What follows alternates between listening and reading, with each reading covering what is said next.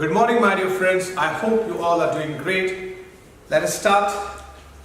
If we take DNA molecule, and I have told you yesterday that it is a double helix. So we have a DNA as a double helix. Correct? And if we look at, the DNA structure, you have two chains actually in it, which are basically two polynucleotide chains. So two polynucleotide chains we have. So let us see. In DNA, we have four kinds of nitrogenous bases. Like the nitrogenous bases will be here adenine, guanine, cytosine and thymine. Correct? If we want to have the nucleotides, let us suppose nucleotide. Nucleotide is a combination of nitrogenous base. Then we have a pentose sugar. Okay, like we have a deoxyribose sugar, we will have deoxyribose sugar, and then we will have inorganic phosphate, PI. Inorganic phosphate is nothing but PO4 minus 3, or it can be H3PO4, phosphoric acid. Correct? So this is our one nucleotide, and this will be the same here, deoxyribose and inorganic phosphate. This will also make a nucleotide, deoxyribose and inorganic phosphate. Thymine, then you have a deoxyribose and inorganic phosphate. So what is important here, my dear friends, have a look. So these nucleotides will be present in DNA. So can I call them as nucleotides? This is your adenine, nitrogenous base, nitrogenous base, nitrogenous base and nitrogenous base. So we have four types of nucleotides in DNA. So my dear friends, we have four types of nucleotides in DNA. One nucleotide will be made by adenine and by guanine, by cytosine and by thymine. Correct? And one more thing I would like to tell you. Out of these four nucleotides, if I take three nucleotides, how many? Three nucleotides. Three nucleotides will make one codon. Remember that thing. How many nucleotides I can have in the DNA? So we can have four types of nucleotides in DNA, and you can see those four types of nucleotides in DNA. So my dear friends, let's talk about the codon here. Codon is basically combination of three nucleotides. So codon is the combination of three nucleotides. Correct?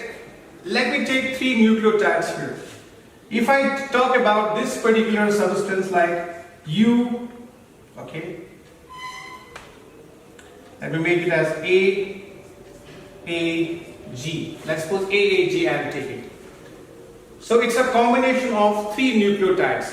You may think that this is a combination of three, nitrogenous bases, but actually it's not like that. Look here, this is our sugar, pentose sugar, and this is our inorganic phosphate. This is our nitrogenous base. So nitrogenous base, sugar and inorganic phosphate will make one nucleotide. So this will be actually the combination like this, adenine, then you will have a sugar and you will have a inorganic phosphate. So this is the combination, and this will be also adenine, sugar and inorganic phosphate. Which sugar? Deoxyribose and deoxyribose. Guanine, then you will have a sugar and inorganic phosphate.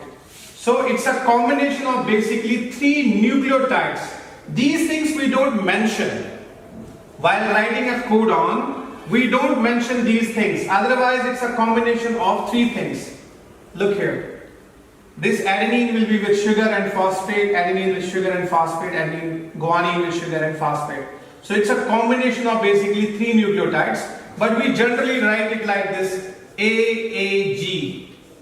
So you have to understand that it's a combination of basically three nucleotides. So that gives us basically the codon, correct? Now in DNA, if we talk about, DNA does have 64 possible codons. So we will have the 64 possible codons in DNA, okay? 64 possible codons. Now if we talk about those 64 codons, out of them 61 codons will code for amino acids, correct? And the rest of the 3 codons which remain there, they are called as stop codons. And in DNA basically those stop codons will be, have a look. If we talk about RNA and DNA here, if we talk about DNA and RNA here, there will be a little difference. Those stop codons in RNA will be UAA, UAG and UGA. But we know that in DNA, uracil is not there, thymine is there. So the stop codons will be, in place of U, we'll write down T, TAA, then TAG, then TGA. These will be the stop codons in DNA. So we will have stop codons. How many stop codons? We have 3 stop codons, correct? And if we talk about DNA, then in DNA we will have TAA, TAG, TGA. So this will be with respect to DNA. And if we talk about RNA, with respect to RNA, then we'll have this thing.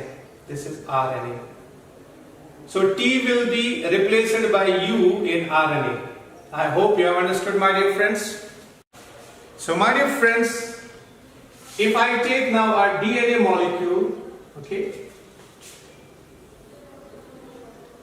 an enzyme called as DNA polymerase. With the help of DNA polymerase, okay, the DNA will undergo replication. Replication basically means it will produce 2 identical copies of itself. So you will be getting here nDNA. What is that? This N value will be 2. That means the one DNA molecule can replicate into 2 DNA molecules with the help of an enzyme called as DNA polymerase. Okay. Now this DNA can also undergo transcription. Okay. And during that process of transcription, what happens? You'll be using an enzyme called as RNA polymerase. And this RNA polymerase, okay, will decode basically the DNA and to obtain the copy of mRNA. Okay, that's called as messenger RNA. In place of mRNA, you can directly write down RNA you are getting. So DNA can be transcribed into RNA. Then this RNA, okay, what happens from this RNA? We can translate this, RNA into proteins. So translation of RNA can happen into, if I say that this RNA is basically messenger RNA, mRNA stands for messenger RNA, it can be translated into a protein. And this protein can be your enzyme or it can be your hormone also sometimes, like insulin. Okay? And this translation will take place in ribosome. Okay? This translation takes place in ribosome. Okay? So once again, DNA shows replication to give 2 identical copies of the DNA, and in presence of an enzyme called as DNA polymerase. The same DNA molecule can show transcription. That means the DNA will give me mRNA, messenger RNA, okay, with the help of an RNA polymerase. Then this messenger RNA, okay, will undergo translation, and this translation process will happen in ribosome, okay, to give me a protein. Okay. Now this ribosome is basically a combination of two things. This ribosome, it's made up of rRNA, okay, plus protein. So this ribosome is basically made up of rRNA and protein. What is this rRNA? This rRNA is known as ribosomal RNA. Ribosomal or ribosomal? Ribosomal RNA. And this mRNA is known as messenger RNA. Messenger RNA. So please make note of this. So my dear friends, now we will give a very brief idea about the protein synthesis here. In competitive exams, okay, the question comes like this: which of the following RNA is responsible for the protein synthesis? Okay, mRNA, tRNA, rRNA, all of the above. The answer is all of the above. See how? Let's have a look. For protein synthesis, what happens? We have an mRNA first. Messenger RNA. Messenger RNA. This does have the codons which will code for the amino acids. mRNA does have the codons which code for amino acids. But I need to take the information from this mRNA to synthesize a protein. So what happens first? This mRNA is basically produced from your DNA through which process? I have just told you, through the process called as transcription. So DNA through process of transcription gives me mRNA. Now what is important here? This mRNA does have the information, okay, stores the information. I'll write down. It stores information, okay, in the form of codons for protein synthesis.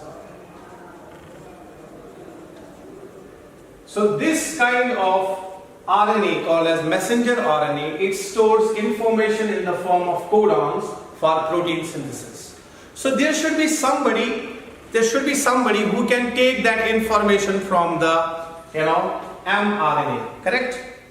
So when this mRNA comes, it has a place where it sits actually. This mRNA sits over the ribosome, or we can say ribosome, okay?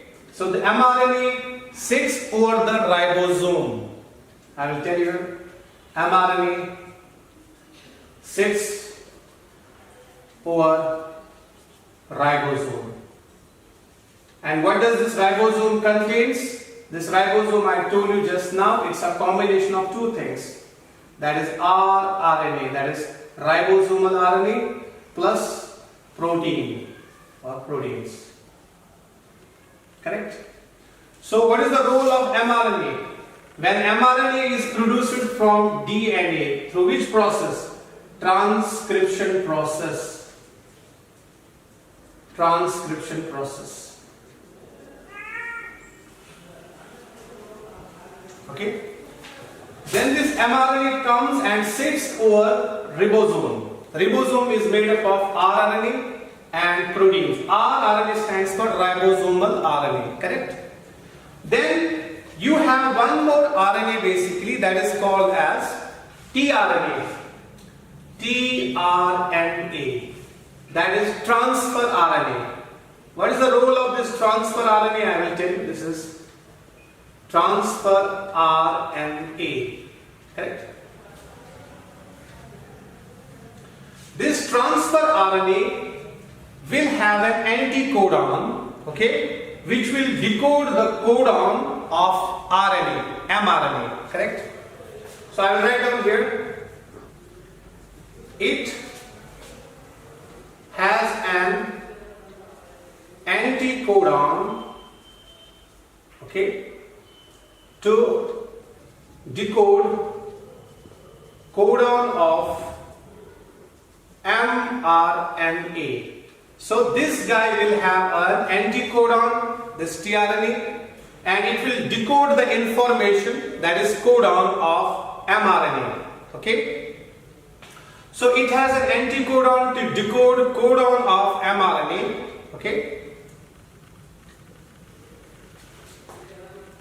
This decoding lets the tRNA to bring specific amino acid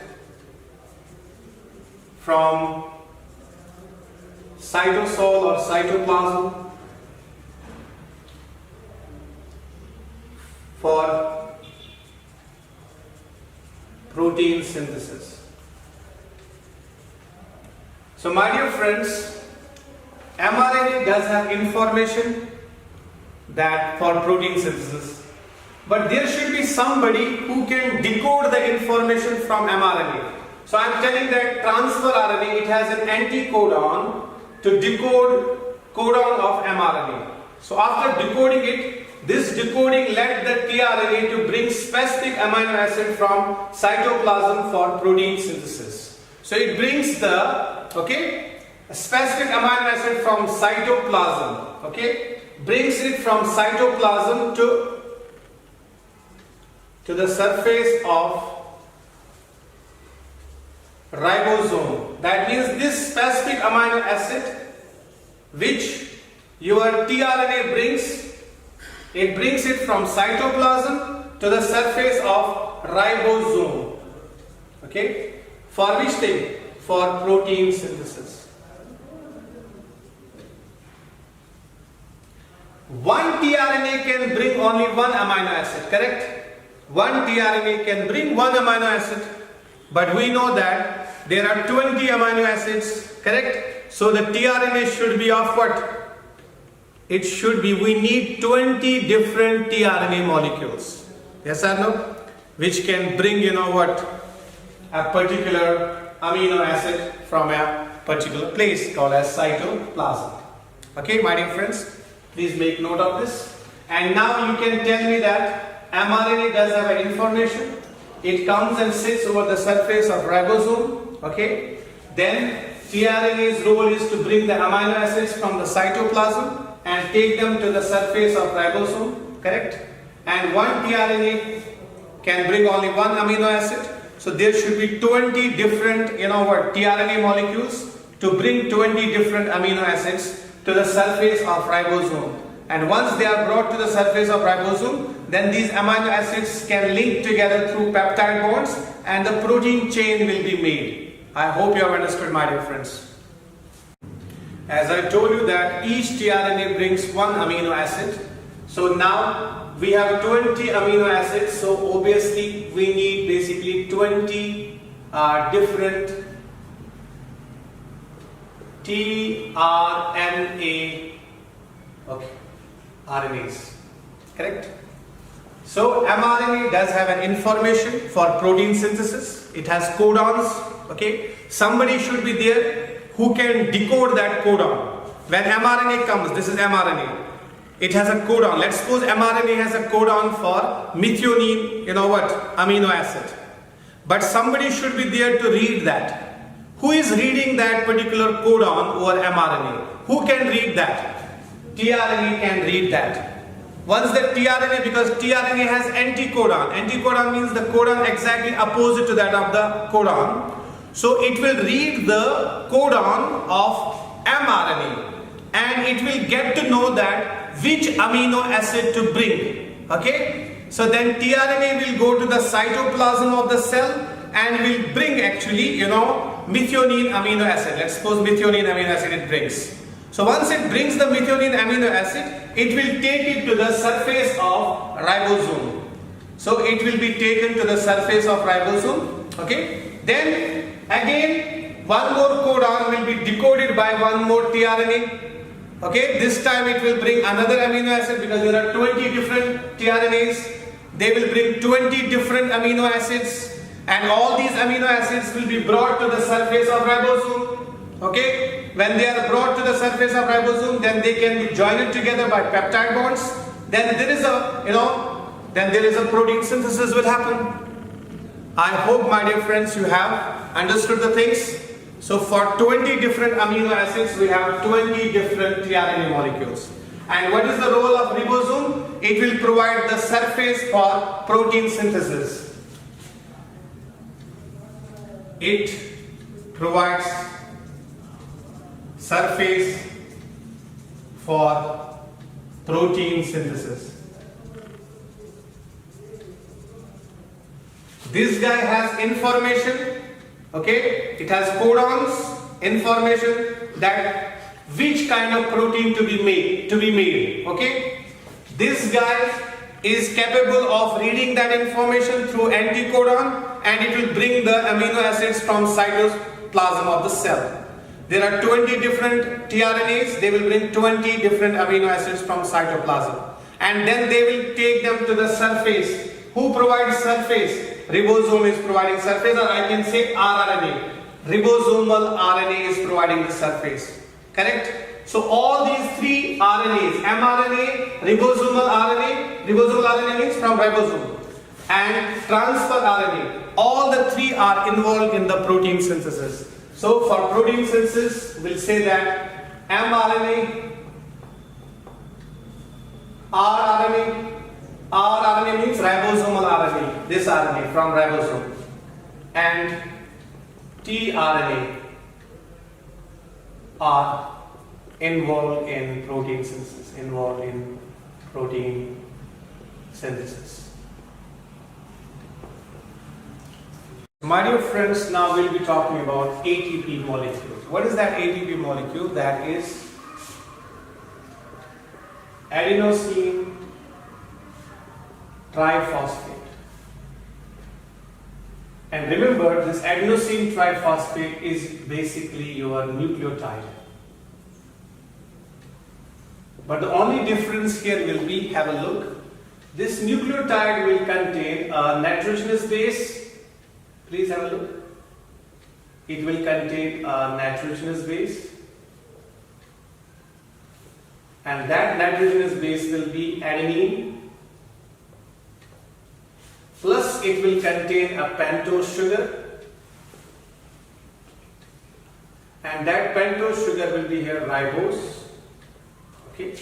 Then it will contain phosphoric acid or inorganic phosphate. So let me call it as it contains here phosphoric acid. But remember, usually in nucleotide, earlier on we have discussed it, okay, we were talking about one phosphoric acid.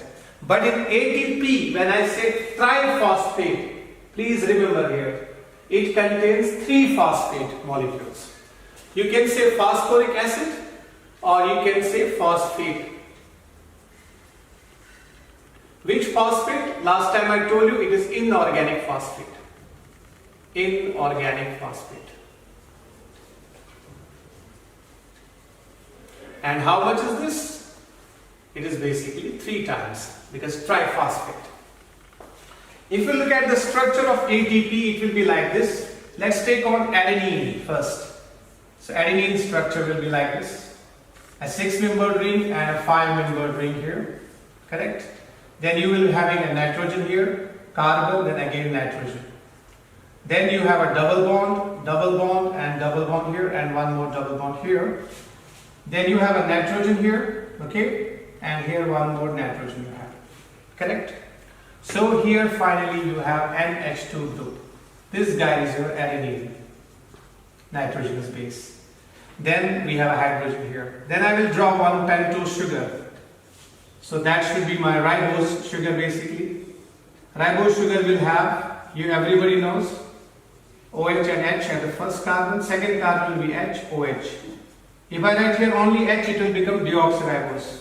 So H, OH, H, and then finally CH2, OH we have here, that's fifth carbon. Correct? Now last time I told you that there is a formation of a bond here, loss of water molecule. Correct?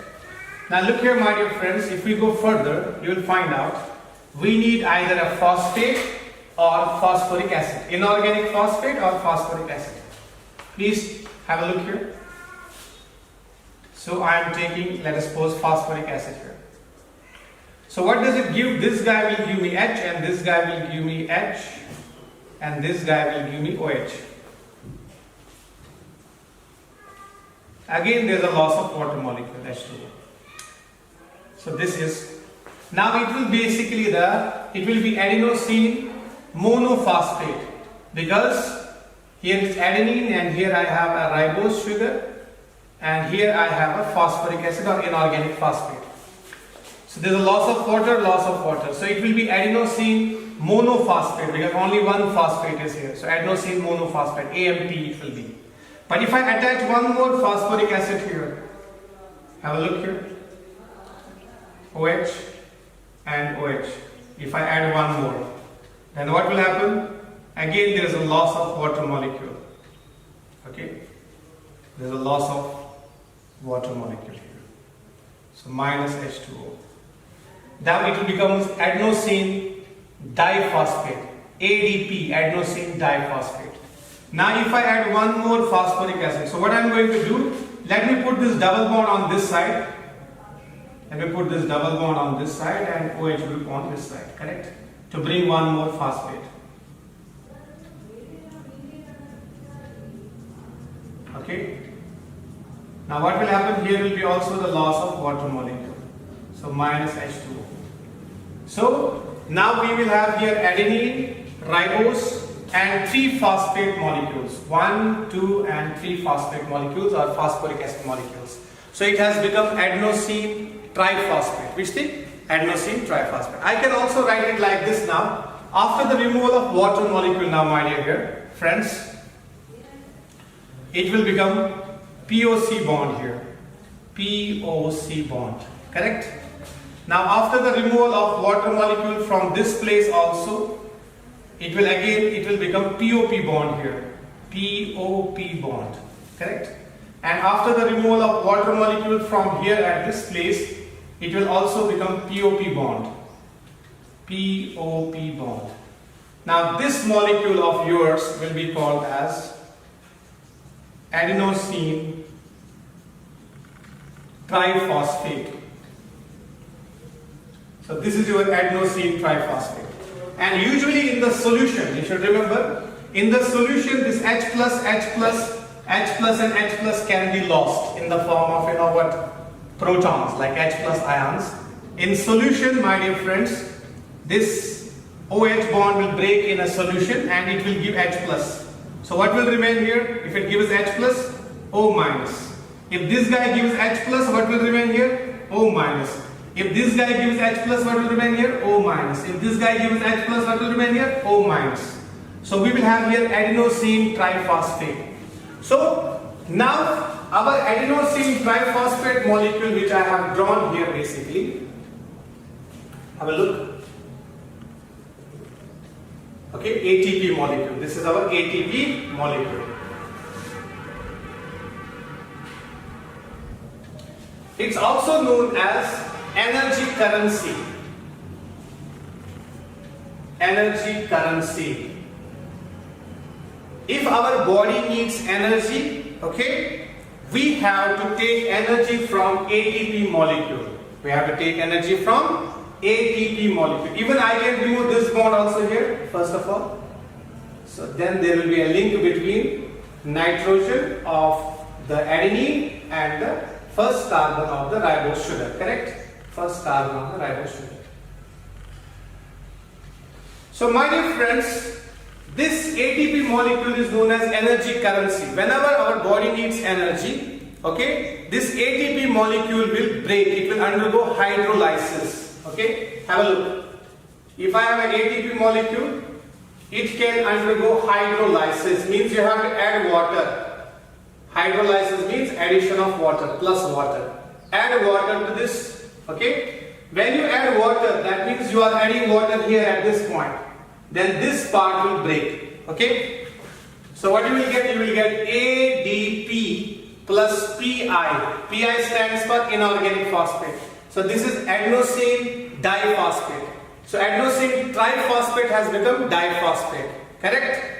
So adenosine triphosphate has become diphosphate. That means this group will come out. One phosphate group will come out. And it will release energy as well. Correct? So you will get the energy. Then after that you can do hydrolysis of ADP also. ADP stands for adenosine diphosphate. You can do its hydrolysis. So when you do hydrolysis of this, add water molecule, you will get AMP. Okay, and one inorganic phosphate will come out. Correct? That means first of all you have removed this group, now you are removing this group, now there is only one phosphate. So after that we are not breaking it up. When it reaches to the level of adenosine monophosphate, okay, so you have already broken the phosphate bonds. How many phosphate bonds are there? Phosphate bond 1 and phosphate bond 2. So 2 bonds are phosphate bonds, correct? 2 bonds here. One here and one here. You have broken this, Now there is a sugar and phosphate bond. You are not breaking it up. Okay? So you have adenosine monophosphate, adenosine diphosphate. So here again you will get the energy. And remember one more thing, these ATP molecules will be present in the mitochondria of a cell. Present in mitochondria of a cell. So ATP molecules will be present in the mitochondria of a cell. Okay? Mitochondria is also known as powerhouse of a cell because mitochondria does have an ATP molecule in it. ATP molecule can provide you energy. When you do hydrolysis of ATP molecule, you get ADP, adenosine diphosphate, and inorganic phosphate is released. Correct? This can be represented as PI here, inorganic phosphate, and energy you are getting. Then you can break ADP to AMP, inorganic phosphate, and energy is basically released here. Then you cannot break AMP because in AMP you don't have phosphate bonds actually. In AMP you will be having a sugar phosphate bond, not phosphate bond. Okay? And remember this mitochondria is known as powerhouse of cell. Powerhouse of cell. Correct? I hope you have understood, my dear friends. So my dear friends, if you look here at this place, have a look here. This is the bond between phosphate and phosphate. So this bond, this POP bond here is basically called as phosphoanhydride bond. So this is your phosphoanhydride bond. And one more bond is here, this one. This is also your phosphoanhydride bond. Phosphoanhydride bond. So which bond is basically the phosphoanhydride bond? Can you tell me? It will be the bond between phosphate group and phosphate group. So this POP bond is nothing but here phosphoanhydride bond. And here also this POP bond is nothing but phosphoanhydride bond. Correct? Why it is phosphoanhydride bond? Because it becomes PO, like PO is here, OPO, like that. Similar pattern to that of anhydride, like CO, O, C double bond O. Here we have P double bond O, then P double bond O. Similar to this. So it's a phosphoanhydride bond. Same is the case here. P double bond O, O, then P double bond O. Similar to C double bond O, O, C double bond O. This is known as anhydride. So then this guy will be also P double bond O, O, and P double bond O. Here P double bond O, O, and P double bond O. So we have two phosphoanhydride bonds in basically the ATP molecule. And you know, during hydrolysis, you are breaking the phosphoanhydride bond. One, then here also you are breaking phosphoanhydride bond. So energy is stored in ATP molecule in two phosphoanhydride bonds. Shall I write down that? Two phosphoanhydride bonds in ATP, okay, store energy. So my dear friends, the energy in this molecule, ATP molecule, is stored in phosphoanhydride bond and phosphoanhydride bond. And look here, this bond, PO, O and C bond, it is similar to that of C double bond O and OR, like that. This is anhydride and this is ester, correct? So it is like this, CO, here we have PO, then O and R, and this C means R only. Okay, R represents any number of carbon atoms. So this POOC will be considered as then phosphoester bond. So it's a phosphoester bond here. Between phosphate and sugar, we have phosphoester bond. Phosphoester bond, let me mention it here. Let me remove this part now. So this bond will be ours, phosphoester bond.